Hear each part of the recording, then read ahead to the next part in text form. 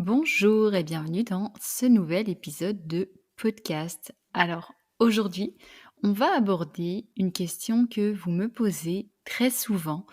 C'est une question qui revient régulièrement dans vos messages, dans mes accompagnements et qui, je pense, mérite qu'on s'y attarde un petit peu plus en profondeur.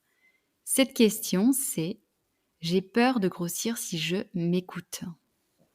Alors, si toi aussi, tu as déjà ressenti cette peur de perdre le contrôle dès que tu commences à t'écouter, cet épisode est pour toi. Je vais t'expliquer pourquoi cette peur, elle est si présente et comment est-ce qu'il est possible de la dépasser.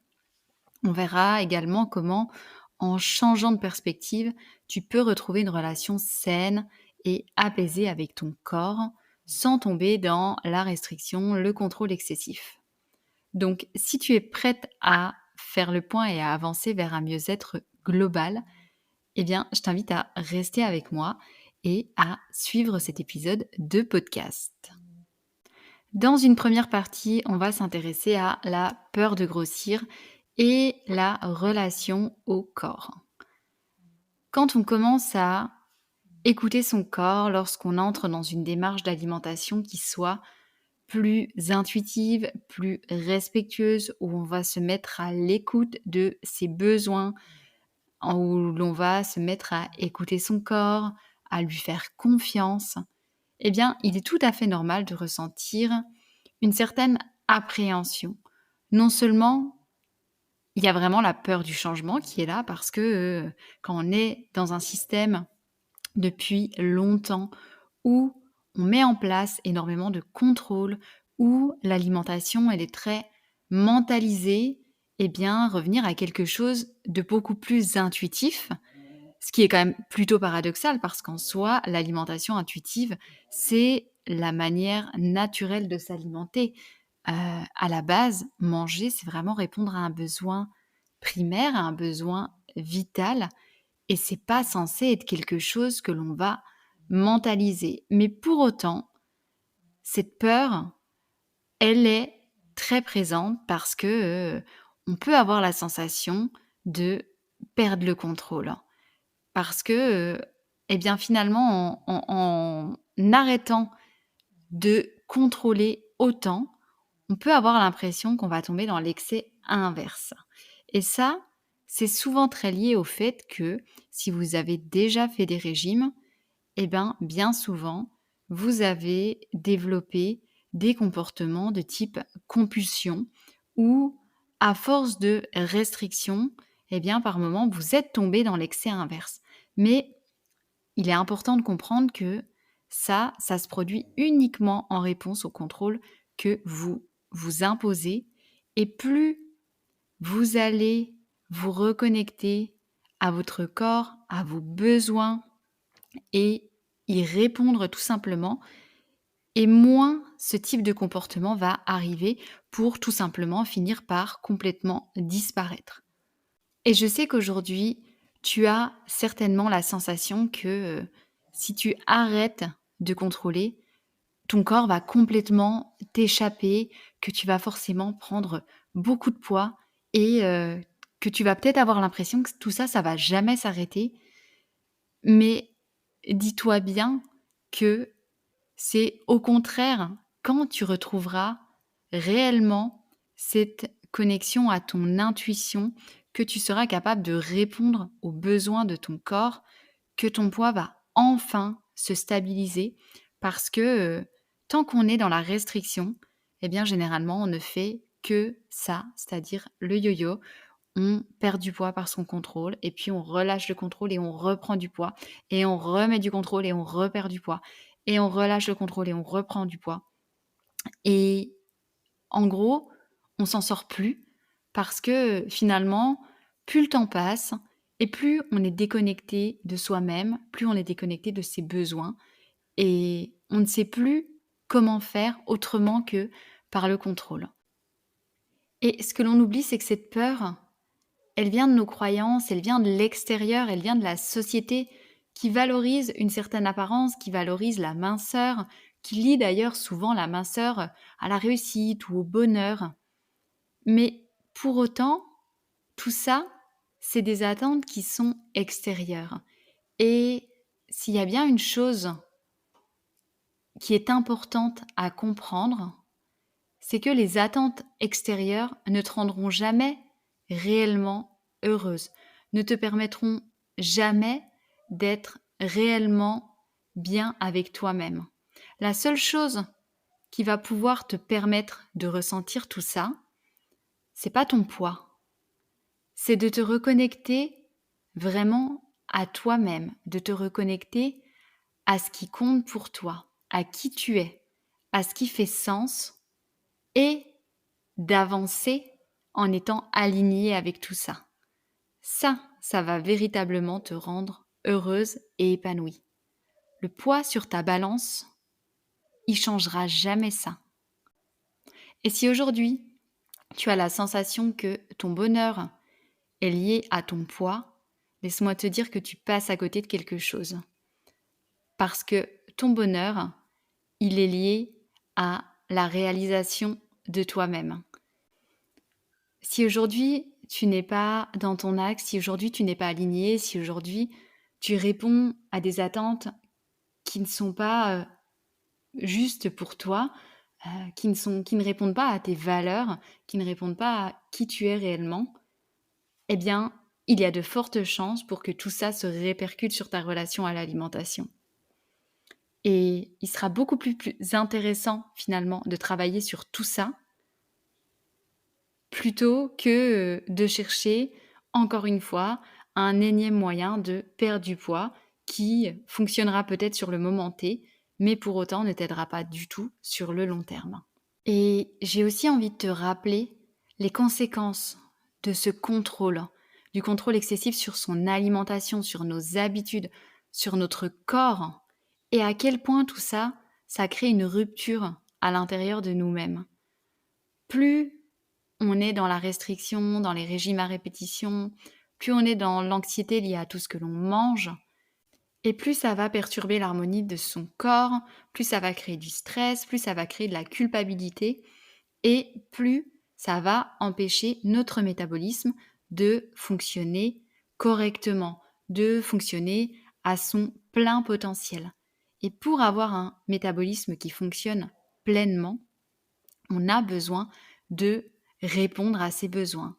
Tant que tu ne donneras pas à ton corps ce dont il a besoin, ton corps va fonctionner au ralenti. Et un corps qui fonctionne au ralenti, c'est un métabolisme qui ne fonctionne pas correctement.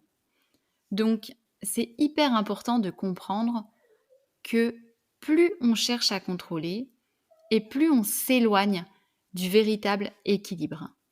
Et plus on est en lutte contre soi-même, contre son corps, et moins on va pouvoir avoir des résultats qui soient positifs, qui soient durables, qui soient soutenants. Et finalement, plus tu cherches à contrôler et plus tu t'éloignes de ton véritable équilibre.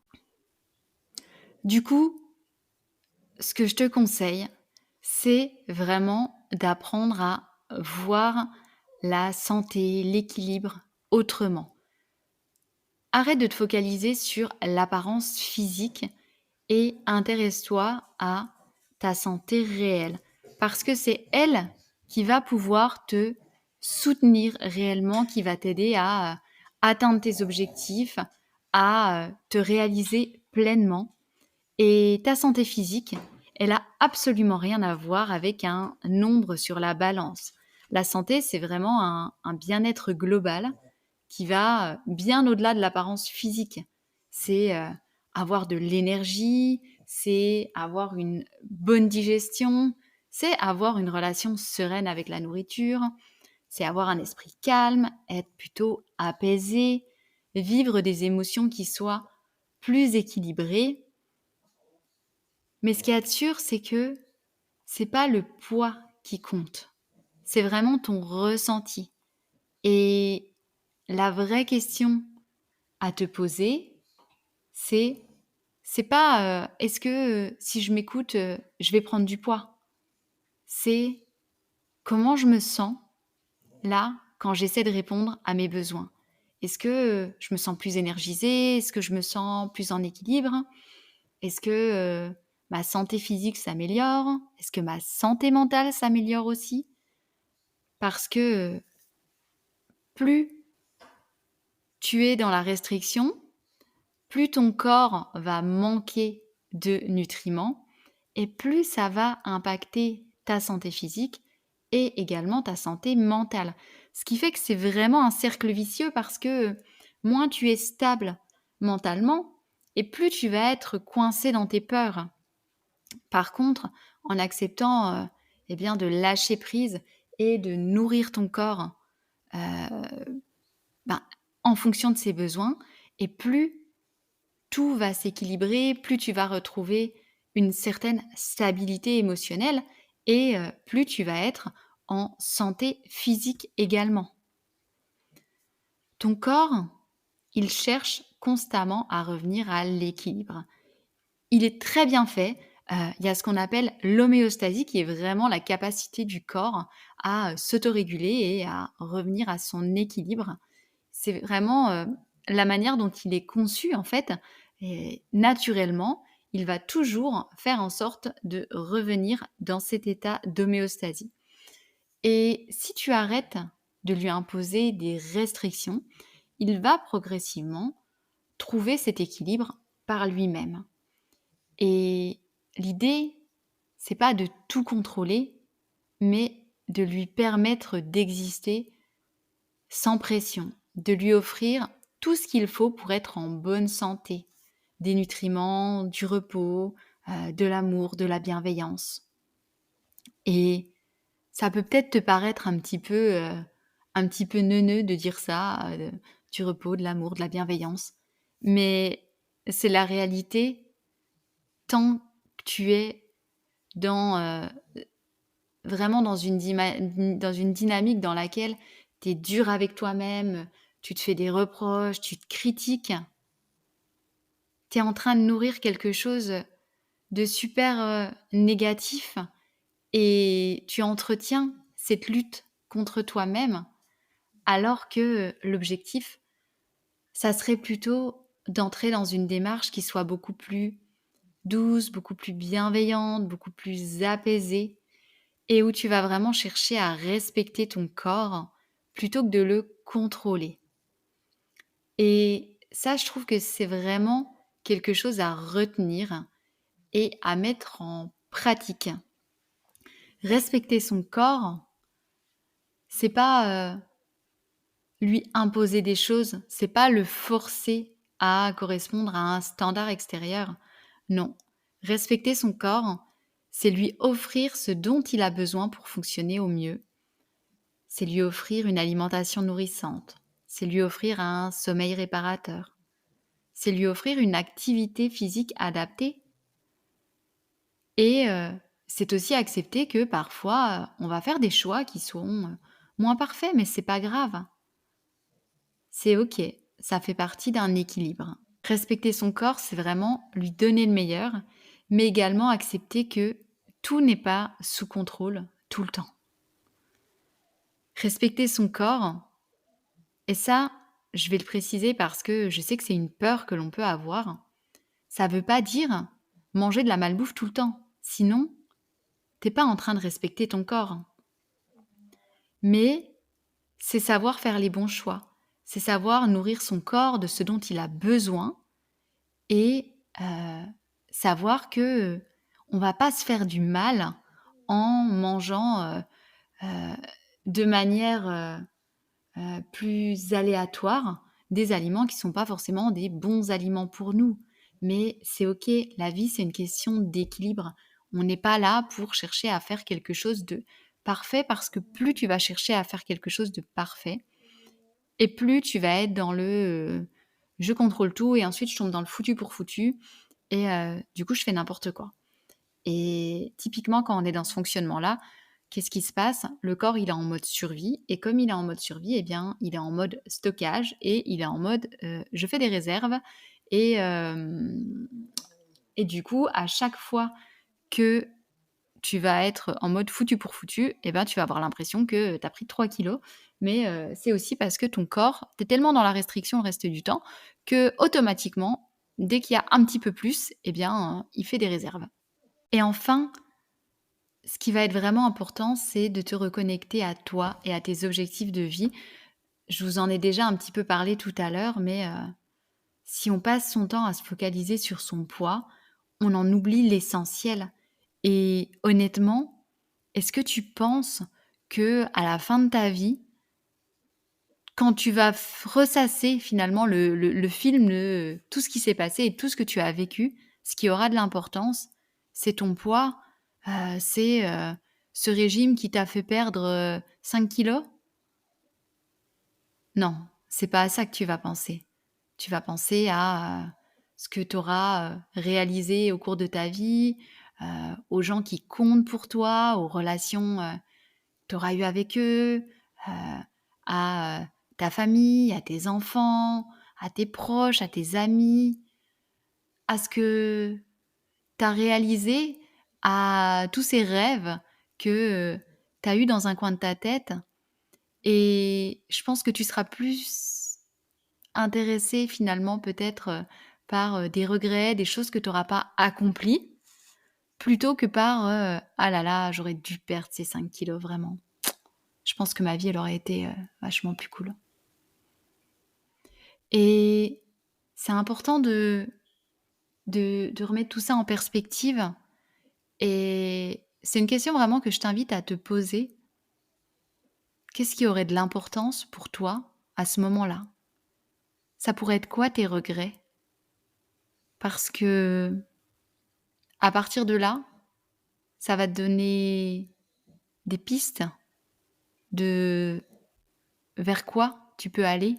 Qu'est-ce que tu peux faire pour finalement éviter, eh bien, de regretter quelque chose un jour? Rappelle-toi de ça. Si tu passes ton temps à te focaliser sur ton poids, sur ton apparence physique, tu oublies l'essentiel, tu oublies tes rêves, tu oublies tes passions, tu oublies tes relations et surtout ta mission de vie. Et se reconnecter à ses objectifs personnels, c'est vraiment ce qui va te permettre de retrouver une vraie vie plus heureuse et plus épanouie. Parce que ce qui compte au fond, c'est le voyage intérieur, la quête de sens, le bien-être global. Et plus tu es en lutte, et plus tu vas te fatiguer mentalement, émotionnellement, et plus tu auras du mal, du coup, à avancer vers ces objectifs.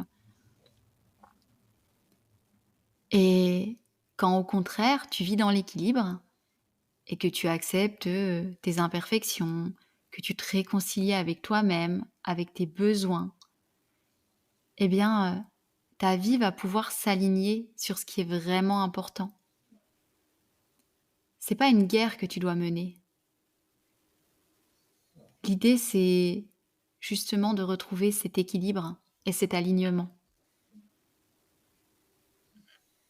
Et c'est comme ça que tu pourras trouver la paix intérieure. La paix intérieure, elle vient vraiment lorsque l'on accepte que l'on ne peut pas tout contrôler et ça inclut l'acceptation de son corps tel qu'il est. La peur, elle est souvent alimentée par ce que l'on ne connaît pas, par ce qu'on imagine, mais c'est vraiment super important de comprendre que c'est en lâchant prise et en agissant avec bienveillance, avec respect et en se reconnectant à sa sécurité intérieure que l'on va pouvoir réellement dépasser ses peurs. Et si tu ressens de la peur à l'idée de t'écouter et de respecter ton corps, eh bien, rappelle-toi déjà que c'est normal, mais rappelle-toi surtout que cette peur, elle est infondée. C'est pas en luttant contre ton corps que tu vas trouver la paix, c'est en l'écoutant, c'est en le respectant et c'est en lui offrant ce dont il a besoin pour fonctionner au mieux. Et pour terminer, je t'invite à prendre un moment pour réfléchir à ta relation à ton corps, à la nourriture, à tes peurs et à te demander qu'est-ce qui m'empêche réellement de m'écouter? Qu'est-ce qui m'empêche réellement de donner à mon corps ce dont il a besoin? Et ensuite, à te poser la question: «Et si tu acceptais de te donner ce que tu mérites? Et si tu faisais des choix qui te respectent, qui respectent ton corps, sans jugement, sans pression? Qu'est-ce qui pourrait se passer au pire?» Et je te laisse réfléchir à tout ça, en te rappelant, de tout ce que je t'ai partagé dans cet épisode. Et voilà, n'hésite pas à me dire si cet épisode t'a plu, si, ce format dans lequel je réponds à des questions que l'on me pose souvent, t'a plu également. Et n'hésite pas d'ailleurs à me partager sous cet épisode en commentaire s'il y a des questions que tu souhaiterais que je puisse traiter, et je me ferai un plaisir d'y répondre dans un prochain épisode. Voilà.